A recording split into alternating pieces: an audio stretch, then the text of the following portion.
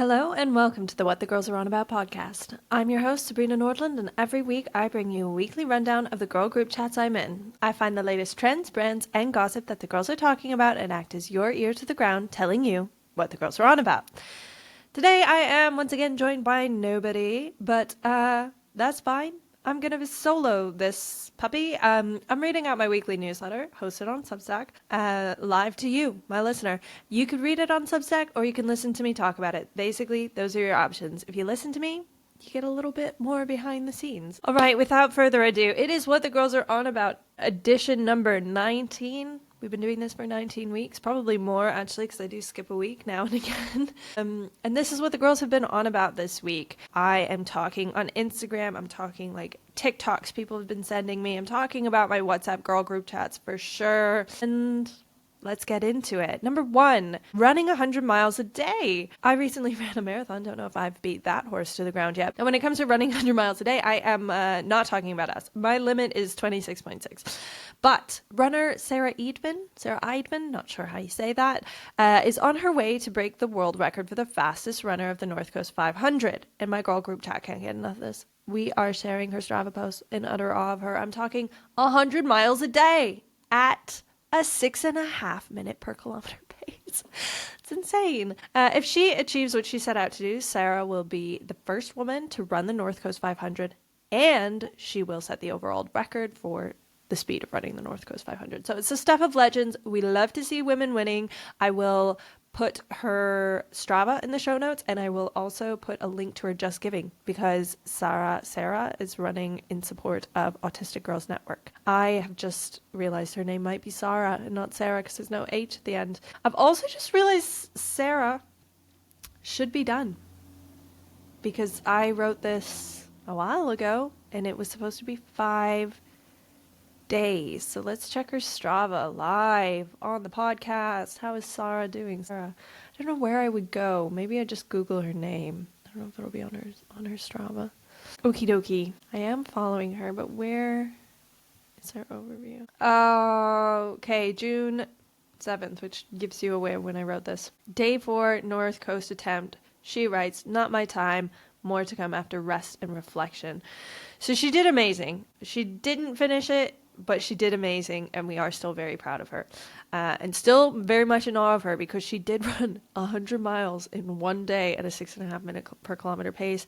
She then ran, day 2 was, well, now it's in kilometers, 131 kilometers. You have to keep in mind she's also running over hills and stuff, so that's nuts. Day 3 was 85 kilometers, and day 4 was the day she stopped running, which has on it an elevation gain of 946 meters, and it was still 36.7 kilometers, which is, less than 10K off of a marathon on day 4 of running that much. So that's nuts. Still very proud of Sarah. You can find out more about that in the show notes. Sounds like she will try and do it again. Number 2 of what the girls is on about this week is kiwi green is the next thing. And by the girls, I mean me. I'm bringing this one to the chat. Move over, butter yellow. There is a new color in town, and she is light, and she is green, and she doesn't really look like kiwi, but that's what we, or the Adenola ads that I am getting, Adenola, right? Yeah. That's what they're calling it. I kind of think this color is going to be the next thing, but I don't know yet if it's going to be called kiwi green, sticking with the food theme of butter yellow, or if it's going to be called matcha green, which actually still sort of food related. It's liquid beverage related. So it's coming though. Whatever they're going to call it, whatever the official trend name will be, it's coming. Trust me, okay? I keep getting these ads from Adenola for a kiwi green top, and I feel super vindicated because I just bought a new cardi from Urban Outfitters in this color like a week before getting the ads. So am I ahead of the curve, or has the kiwi green trend already infiltrated my brain so much that I bought the cardi, thought it was my idea, and I now am realizing it was a consumerist ploy all along? Probably the latter. I think when I bought it, if I think back to being an Urban Outfitters, first and foremost, I actually did buy that jumper, the cardi, because I had seen someone on TikTok, Shea Smeltzer, she's Canadian living in Australia, follow her on TikTok, and she had a really cute jumper that was like a kiwi matcha green color, and then I saw this cardi in Urban Outfitters, and I was like, you'll do. So yeah, I'm guessing it was a consumer's ploy, which I fell victim to, but it's a cute color, and I think it suits me. Number 3, there's a new TV show set in Edinburgh, and it is my favorite kind of TV show, a Scandi-Noir. Now, a Scandi-Noir is like The Killing, The Bridge. It is a police drama that's quite dark and quite moody, and there's always a detective that kind of hates everyone and everything, or is like quite autistic. In the case of The Bridge, I'm pretty sure she's autistic and she's very abrupt and like just no nonsense, shall we say, really there to solve crimes, and that's all. So this new TV show set in Edinburgh is called Department Q, and it is based off a book by Danish crime writer Jussi Adler Olsen. Don't know how I did with that name. It stars longtime heartthrob of mine, Matthew Good. Side note, when he came on screen, I said, God, he just stays so handsome. And then my husband cut me off to say, no, he doesn't. And I was about to say, I hope you age like that. Because like, look in a mirror, dear husband. Matthew Goodings looks exactly like you. Like honestly, a little bit ridiculous for him to look at someone who is exactly that type of man that he is and go, no, he's not. He's not hot. I was like, what a self-own. He's like Matthew Good's maybe a few inches taller than my husband, but like I clearly have a type. I thought that was funny when that happened. Anyways, everybody is loving Department Q in Edinburgh. The Edinburgh locals, though, are, shall we say, slightly distracted by pretending that the High Court is across the Royal Mile in city chambers. Just like a random thing that you didn't need to do is kind of confusing. And the jumping around the city and the fictitious island called Moor. And the fictitious street called Leith Park, which some Edinburgh viewers seem to think the show is referring to an actual park, Leith Links. They're like, it's Leith Links. It's not Leith Links. It was on a house in a street. Leith Park is obviously the name of a street. They haven't renamed Leith. Like, the crime didn't happen in the Links. Why would... Anyways, come on, guys. Yeah, it's a little convoluted and simultaneously a little predictable, like the plot is, but I loved it. But I also love a Scandi-Noir. So if you want to see beautiful shots of Edinburgh, albeit slightly confusing shots of Edinburgh, Department Q is up your street. Also, especially if you love a police drama. Or Matthew Good, you find him a hottie.